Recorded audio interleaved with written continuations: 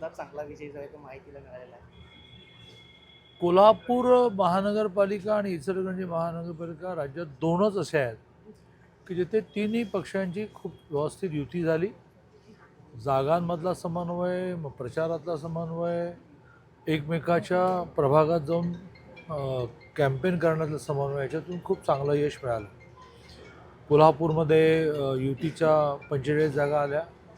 जनस्वराज्यची एक जागा ही माननीय विनय कोरेंना आम्ही आवाहन करतो की तुम्ही आमच्यावर जोडा.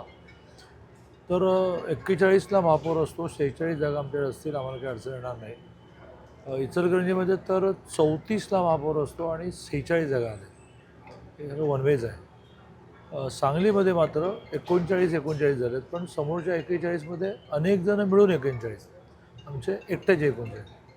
त्यातली एकनाथजींची शिवसेना बरोबर कशी येईल 2, अजितदादांची राष्ट्रवादी बरोबर कशी येईल 17, असं करून 39ला महापौर आहे, 40ला महापौर आहे. 58 जागा या महायुतीच्या होत्या, नॅचरल महायुती, काय आधी वेगळी लढल्या एवढं नाही. असं म्हणून ह्या भागातल्या तिन्ही. पुण्यामध्ये तर आम्ही वनवे आलो, 83ला महापौर आहे तर 119 आले. पिंपरीला आम्ही वनवे आलो, 64ला महापौर तर आमचे 88 आले. सोलापूरला आम्ही वनवे आलो, तिथे 90% जागा आमच्या आहेत.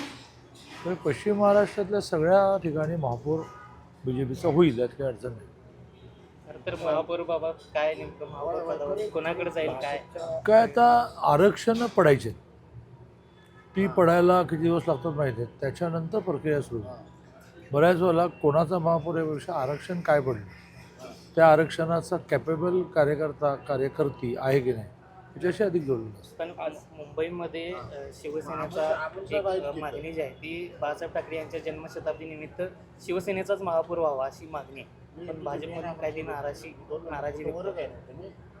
नाही. तर मुंबईमध्ये 3 राज्याचे नेते एकत्र बसून निर्णय करतायत, तर मला याबद्दल काही भाष्य करता येणार नाही, कारण मला माहिती पण नाही. आज महायुतीची बैठक झाली. महायुतीची आज जी बैठक झाली ती जिल्हा परिषद निवडणुका 5 फेब्रुवारीला लागल्या. 21 तारखेला परवा फॉर्म भरण्याची लास्ट डेट आहे, म्हणून आम्ही बसलो होतो. जिल्हा परिषदेमध्ये इतकं लोकल पॉलिटिक्स असतं की त्यामुळे पूर्ण जिल्ह्याची युती असं त्याचं स्वरूप कमी राहील असं मला वाटतं आहे. ज्याला देवेंजीने खूप चांगला शब्द वापरला, हायब्रिड. एका झडपीत झाली तर दुसऱ्या झडपीत नाही झाली, पण इन ऑल सगळ्यांची म्हणून टोटल ही झडपीमध्ये सुद्धा टोटल असते 68. 34 ज्याला मिळतात तो जिल्हा परिषद अध्यक्ष होतो. ती टोटल 48-50कडे जावी, कसंही लढा, पण जास्तीत जास्त घटक पक्षांमधले पक्ष एकत्र या. काही तालुके असे होते की ज्यात पूर्ण युती झाली. काही आता असं होईल की शिवसेना राष्ट्रवादी झाली, काही तसं होईल की BJP राष्ट्रवादी झाली. पण काही केल्या विरोधकांना फायदा होणार नाही असं वर्तन आपलं असलं पाहिजे, असं आम्ही सगळ्यांनी म्हणून ठरवलं. पण सध्या दोन्ही राष्ट्रवादी जे आहे ते एकत्र येऊन लढण्याबाबत दोन्ही राष्ट्रवादी एकत्रच लढणार, यावर आता कोणी भविष्य वर्तवण्याचं कारण नाही. ते फक्त महानगरपालिका एकत्र लढले का जिल्हा परिषद लढणार आहेत का एकूणच एकत्र आले, हे सगळं संदिग्ध आहे. मी फार सामान्य आहे, गिरणी कामगाराचा पोरगा आहे, आपल्या पौशच कमी ना, त्यामुळे ते जिल्हा परिषदेतसुद्धा एकत्र लढणार आहे. आणि आमची त्याला मान्यता आहे की बा तुम्ही दोघे, आम्ही ज्या युतीमध्ये जागा देऊ तर तुम्ही तुमचं आपापसात डिस्ट्रीब्युशन करा. पण याचा परिणाम होणार नाही का माहितीच्या सगळ्या? नाही, महानगरपालिकेत ते एकत्र आलेच, पुढे परिणाम झाला.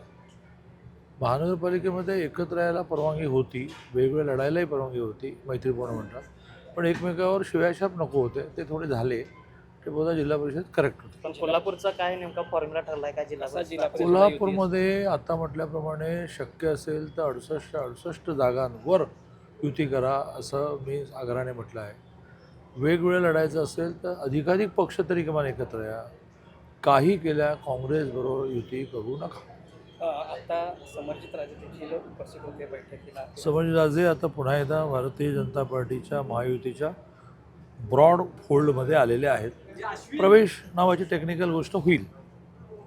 इथून पुढची सगळी वाटचाल त्यांची आता भाजप ते आता आमच्या मांडीला लावून बसले होते आणि त्यांची वाटचाल आमच्याबरोबर होईल. ते BJPमध्ये प्रवेश करून BJPचं नेते होणं ही टेक्निकल प्रोसेस राहिली ती होईल. प्रवेश होईल काय उद्या पण होईल माहीत नाही. आता हे तर ठरलं की त्यांचे जे कार्यकर्ते जिल्हा परिषद पंचायत समितीला त्यांना अलॉटमेंट होईल ते कमळा चिन्हावर लढतील. मुख्यमंत्री दावोस परिषदेकडे साठी जात आहेत, काय नेमकं महाराष्ट्रासाठी गेले काल रात्री ना. काय नेमकं असणार आहे गुंतवणुकीसाठी? गुंतवणूक नाही, काय? दरवेळेला ते प्रचंड गुंतवणूक महाराष्ट्रासाठी आणतात, हेही वेळेला आणतील. म्हणजे ते गुंतवणूक आणतात, तो क्रमांक 1 आणि क्रमांक 2 म्हणजे अन्य राज्य, याच्यामध्ये हेवी डिफरन्स असतो. ओके, चला. ओके, धन्यवाद. मी